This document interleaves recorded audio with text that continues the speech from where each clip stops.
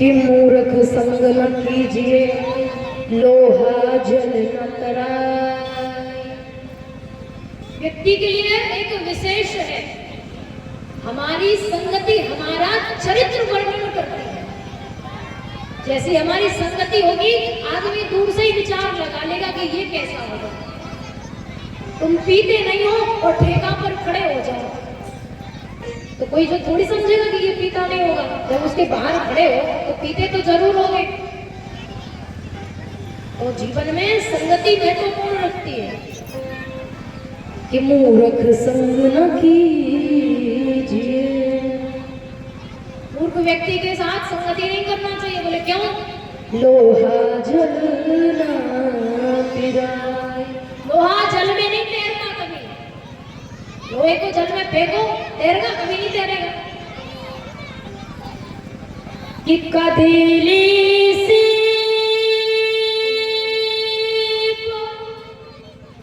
भुजंग मुख,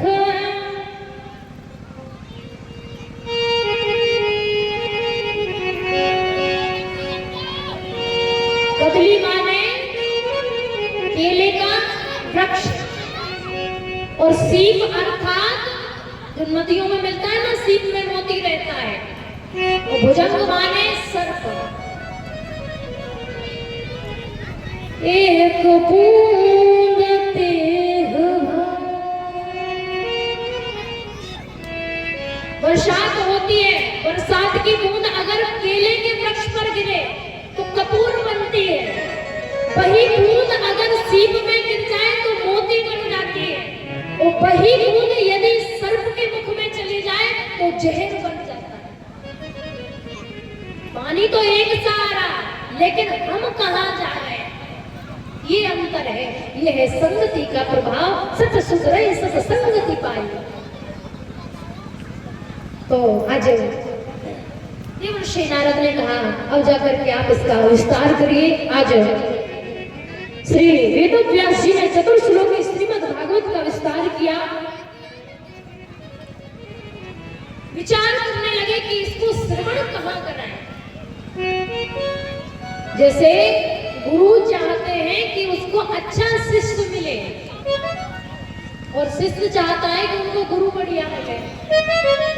तो उसी प्रकार वेदव्यास जी ने सोचा कि मैं ये कथा किसे सुनाऊं, कौन इसका अधिकारी है। तो कहा ऐसा तो मेरा पुत्र ही है। जाकर अपने शिष्यों से कहा कि जाओ जंगल में मंत्रों का उच्चारण करना, श्लोकों का उच्चारण करना। उच्चारण किया और सुखदेव जी की समाधि खुलती है, कहा पूरा सुनाओ। तत्पश्चात वो कहते हमें नहीं आता, अपने पिताजी के पास जाओ। सुन करके पिताजी के पास आते हैं। तब जाकर के उन्होंने कहा कि जाओ राजा जनक यदि कहते कि तुम इस कथा के श्रवण योग्य हो तो जाकर मैं कथा सुनाऊंगा। राजा जनक के पास पहुंचते हैं, परीक्षण होता है। तत्पश्चात आज वेदव्यास जी अपने पुत्र श्री सुखदेव जी को कथा श्रवण कराते हैं।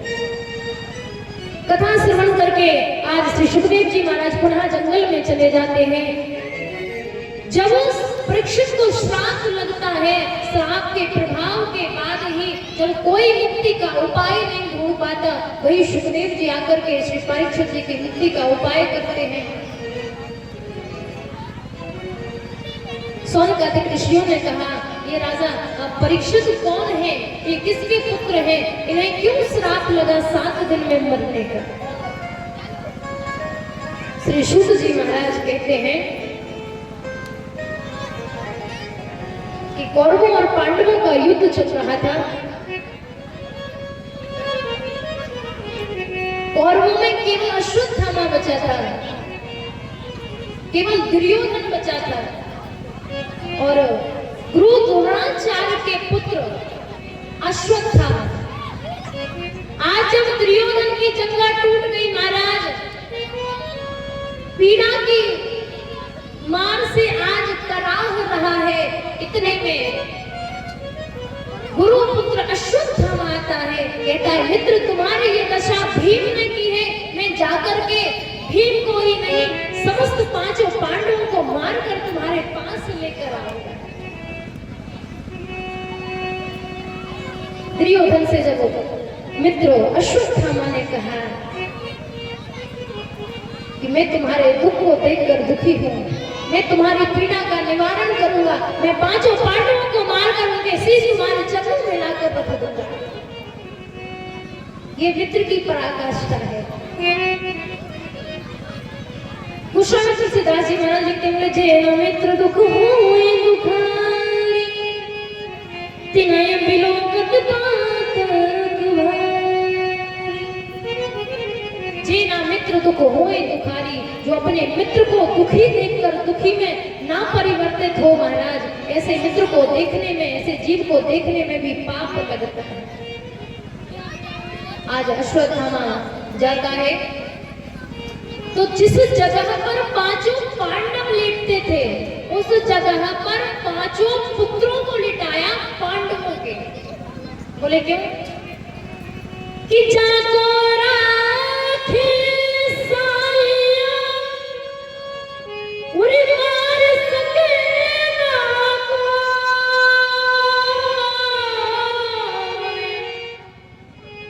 उरी माली न बाका कर सके, उरी जो जग में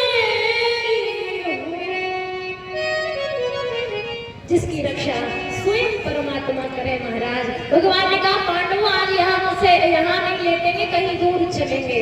और पांचों पांडव पुत्र उस स्थान पर लेट गए। अश्वत्थामा आया, पांचों पुत्रों को मारा, शीश लिए और दुर्योधन के पास पहुंच गया। मित्र मैं तुम्हारे शत्रुओं का शीश काट के लाया। जैसे ही प्रकाश में देखा दुर्योधन ने कि ये तो पांचों पांडव के शीश नहीं, ये तो पांचों पांडवों के पुत्रों के शीश हैं, तो इतना दुख हुआ। आज दुर्योधन कहने लगा, मित्र तुमने तो हमारे वंश में किसी को पानी देने के लिए भी नहीं छोड़ा। देखो महाराज, वही पांडव, वही कौरव, वही दुर्योधन जिसने कहा था कि बिना युद्ध के एक सुई की नोक के बराबर भी जजा नहीं देंगे। जब आज सब खत्म हो गया तो कहता है कि तुमने हमारे वंश में पानी देने के लिए नहीं छोड़ा। ये बात यदि प्रारंभ में समझ में आ जाती तो इतना बड़ा विश्व युद्ध नहीं होता।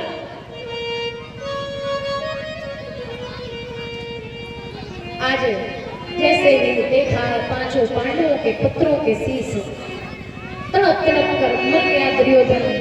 आज जैसे ही मैया द्रौपदी को पता चला कि एक नहीं एक साथ पांचों पुत्रों के शीश धड़ से कृष्ण आते हैं, पांचों पांडव आते हैं, सारे नर नारी जुड़े हैं। राम ऐसा कौन होगा, ऐसा पापी, ऐसा कुदृष्ट कौन होगा? अरे इसमें इतना बल कैसे होगा, इतना निर्दयी कैसे होगा?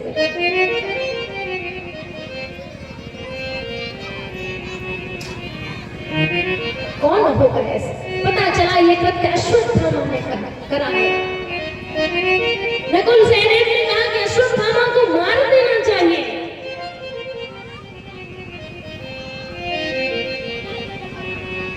भीम ने कहा कन्हैया देखो, अगर तुम रोकोगे ना तो मैं तुम्हारा भी साथ छोड़ दूंगा, लेकिन उस बाल हत्यारे को मैं छोड़ूंगा।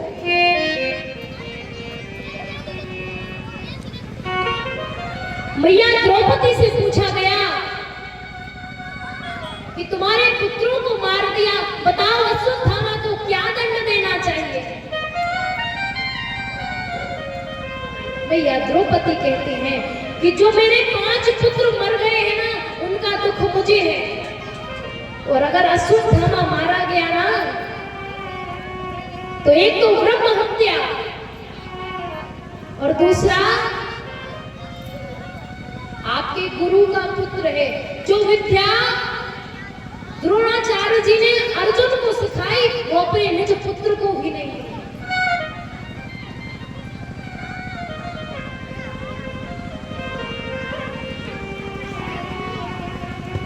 अरे एक मां से जब बालक अलग हो जाए तो ये जो वेदना है वो एक केवल मां ही अनुभव कर सकती है। जब माता बालक को जन्म देती है तो वो बालक तुरंत मर जाए, 10 साल बाद भी उस माता से पूछना तो वो एक एक नैन नक्श बता देगी कि वो पैदा हुआ था तो कैसा था। कैसा उसका मुख था, एक एक लक्षण बता देगी। किसके वो हुआ तुरंत मर गया। हम तो जिसके घर 10 दिन रुके हम उसको ही भूल जाते हैं। भूलते कि नहीं भूलते?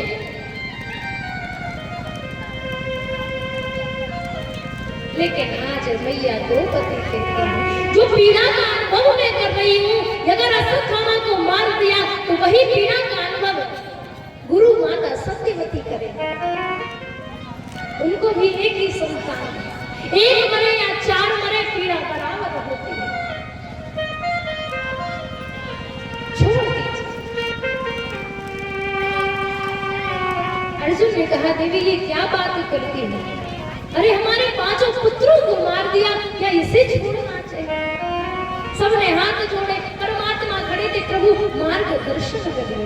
अरे जीवन से बड़े होने तक आज व्रत होने की अवस्था है, आपने हमारे जीवन का निर्वाह किया है, पद प्रशस्त किया है, मार्गदर्शन किया है, अब बताइए क्या करें? भगवान श्री कृष्ण कहते हैं कि मारो भी नहीं और छोड़ो भी नहीं। बोले अगर ऐसे निर्णयकारी हो जाए ना कि दंड भी ना दो और दंड भी दो, कैसे चलेगा? अश्वत्थामा को पकड़ कर लाया गया, ब्रह्मास्त्र का प्रयोग करता है, ठाकुर जी रक्षा करते हैं। अंत में कहा मारो भी नहीं और छोड़ो भी नहीं।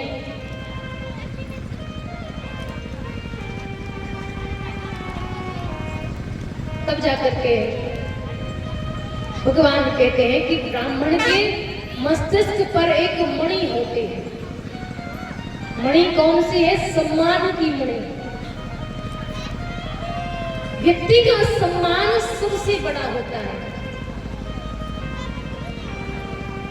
अगर एक बार, अब देखो अच्छे व्यक्ति जो माने भय उनका अपमान हो तो अपमान है। अब वो दारू पीकर नाली में उल्टे मुंह डले, उनको का अपमान होना है? ये तो वैसे ही अपमान है कि नहीं? तो अपमान भी उसका होता है जिसका कोई सम्मान हो। तो कहा कि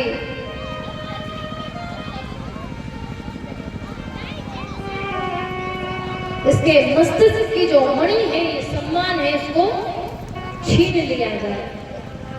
कहा कैसे? दाढ़ी मूछ मुड़वा दी और छोड़ दी। जब ब्राह्मण का तेज नष्ट हो जाता है महाराज, तो कई लोगों का क्या होता है कि गलती करने पर समझाओ तो समझ जाते हैं, और कई लोग गलती करने पर समझते नहीं है, उनमें बदले की भावना आ जाती है। आज अश्वत्थामा में बदले की भावना आई कि मेरे साथ, जबकि अश्वत्थामा का ऐसा कर्म था कि उसे मार देना चाहिए था। मार देना चाहिए था कि नहीं? लेकिन छोड़ दिया तो ये शुक्र तो ना मनाया, ऊपर से विचार करने लगा कि अब पांडवों में कौन बचा है। मेरे साथ ऐसा किया, मैं छोड़ूंगा नहीं। देखा अभिमन्यु की पत्नी उत्तरा गर्भ से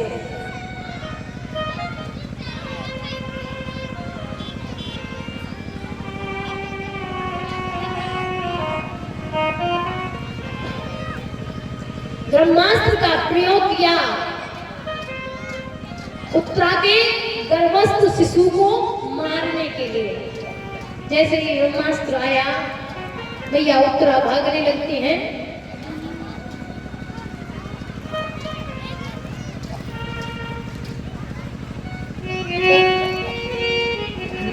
पाहे पाहे महायोगिन देव देव जगतपते। ब्रह्मास्त्र को आता देख भैया उत्तरा भागती हैं और प्रार्थना करते हैं, हे जगत के पिता परमेश्वर हमारी रक्षा कीजिए, हमारे गर्भ की रक्षा कीजिए।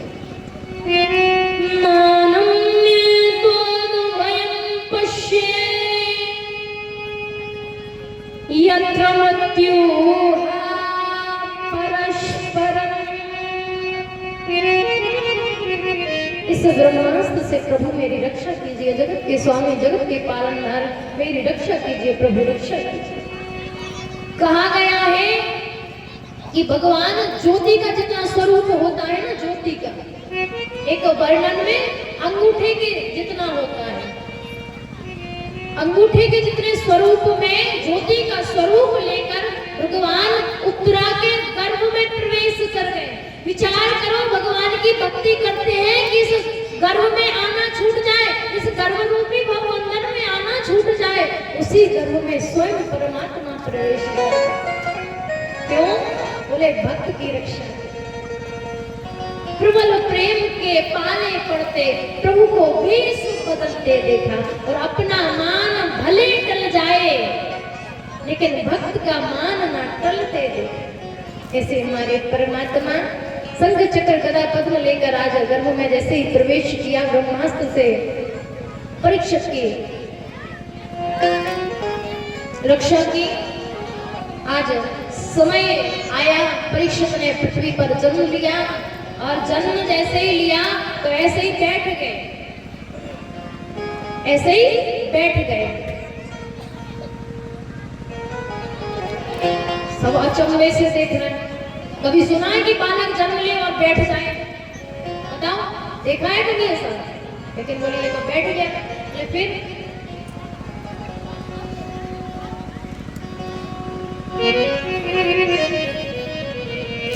ऐसे इधर उधर करके देख रहे हैं। मानो राजा परीक्षित देखते हैं कि जो गर्भ में दिखा वो गर्भ के बाहर नहीं दिखा। गर्भ में राजा परीक्षित ने ठाकुर जी के दर्शन किए, और हस्तिनापुर में जब जन्म लिया तो भगवान अपने द्वारिका में थे। चारों तरफ देखा तो कहा सब तो दिखते, लेकिन जिसको गर्भ में देखा वो गर्भ के बाहर नहीं दिखता।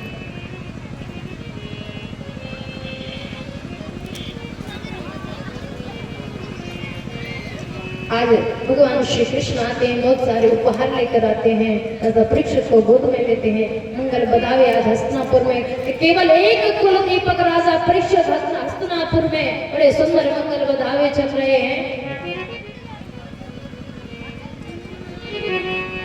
किम बधैया बाजे। आज हस्तिनापुर में सभी नारी बड़े प्रसन्न होते हैं कि हमारे राज्य को, हमारे वंश को चलाने के लिए राजा परीक्षित ने जन्म दिया है।